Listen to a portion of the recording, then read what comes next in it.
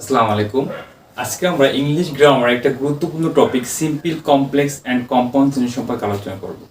আমরা আজকে তিনটা রুল সম্পর্কে আলোচনা করব। আমরা পূর্বের ভিডিওতে সিম্পল, কমপ্লেক্স অ্যান্ড কম্পাউন্ডের চারটি রুল সম্পর্কে আলোচনা করেছি।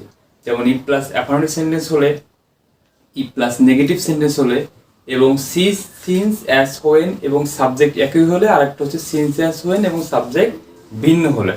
আজকে আমরা আলোচনা করব সো দ্যাট থাকলে অথবা সো ডট ডট দ্যাট এবং দো অলদো থাকলে আমরা কিভাবে কমপ্লেক্স থেকে সিম্পল অথবা কম্পাউন্ড করব। চলো দেখো, আমাদের যদি কমপ্লেক্স সেন্টেন্সে কি থাকে, সো দ্যাট থাকে, আমরা পূর্বে যেটা শিখেছি ই প্লাস অ্যাফার্মেটিভ বা ই প্লাস নেগেটিভ বা সিন্স অ্যাজ হোয়েন, এগুলো তো সেন্টেন্সের শুরুতে থাকতো। কিন্তু সো দ্যাট অথবা সো ডট ডট দ্যাট এই ওয়ার্ডগুলা কমপ্লেক্স সেন্টেন্সের মাঝে থাকবে, দুইটা সেন্টেন্সকে যুক্ত করবে। সেক্ষেত্রে দেখো, যদি আমাদের সেন্টেন্সের মাঝে সো দ্যাট থাকে, সেক্ষেত্রে সেইটাকে যদি আমরা সিম্পলি কনভার্ট করি, সেক্ষেত্রে আমরা সো দ্যাটের পরিবর্তে শুধু টু ব্যবহার করব এবং আমাদের কমপ্লেক্স সেন্টেন্সের সাবজেক্ট, দ্বিতীয় যে সাবজেক্ট এবং মডাল ভার্ব, এটা উঠে যাবে। উঠে গিয়ে শুধু সো দ্যাটের পরিবর্তে টু ব্যবহৃত হবে। যেমন দেখো যে এখানে লেখা আছে I worked hard so that I can success. এটা আছে কমপ্লেক্স, এটা যদি আমরা সিম্পল করি সেক্ষেত্রে হবে I worked hard to success।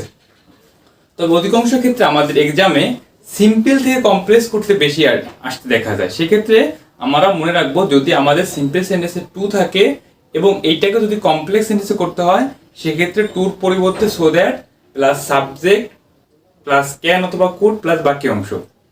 ওকে, এখন যদি এটাকে কম্পাউন্ড করতে হয় সেক্ষেত্রে কি করব দেখো, প্রথম অংশে এবং সো দ্যাটের পরিবর্তে হচ্ছে আমরা অ্যান্ড প্লাস ওয়ান্ট অথবা ওয়ান্টেড, যদি প্রেজেন্ট হয় ওয়ান্ট, যদি পাস্ট হয় সেক্ষেত্রে wanted plus to plus verb one plus বাকি অংশ। যেমন I work hard and want to success. তাহলে আমরা মনে রাখবো, যদি আমাদের কমপ্লেক্স সেন্টেন্সের মাঝে সো দ্যাট থাকে, সেক্ষেত্রে আমরা সিম্পল করার সময় সো দ্যাট এবং দ্বিতীয় সাবজেক্ট প্লাস মডাল ভার্ব উঠে গিয়ে আমাদের শুধু টু বলবে।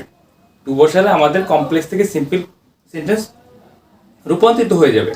আর যদি কম্পাউন্ড করি সেক্ষেত্রে সো দ্যাট এর পরিবর্তে আমরা অ্যান্ড প্লাস ওয়ান্ট অথবা ওয়ান্টেড, যদি প্রেজেন্ট টেন্স হয় ওয়ান্ট, আর যদি পাস্ট টেন্স হয় সেক্ষেত্রে ওয়ান্টেড প্লাস বাকি অংশ।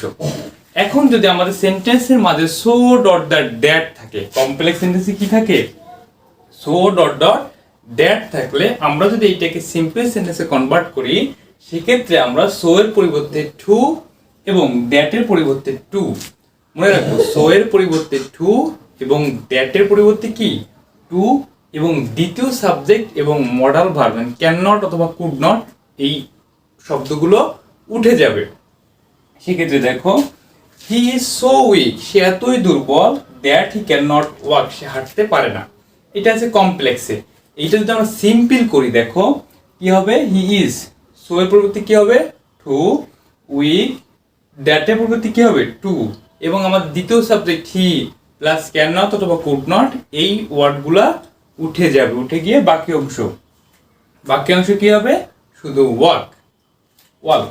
এবং যদি এটাকে কম্পাউন্ড সেন্টেন্সে কনভার্ট করি সেক্ষেত্রে কি হবে দেখো, প্রথম অংশে এবং সো এর পরিবর্তে ভেরি, আমরা সো এর পরিবর্তে কি বসাবো ভেরি, এবং দ্যাটের পরিবর্তে কি বসবে অ্যান্ড বসবে। সো এর পরিবর্তে ভেরি এবং দ্যাটের পরিবর্তে অ্যান্ড ব্যবহৃত হবে। সেক্ষেত্রে দেখো, he is very weak and he can not walk.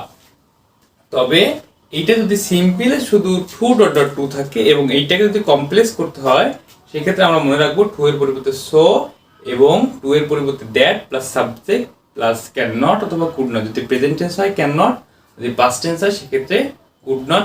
দেখো, আমাদের কমপ্লেক্স সেন্টেন্স যদি দো অলদো থাকে, সেক্ষেত্রে আমরা কিভাবে সিম্পল অথবা কম্পাউন্ড করব।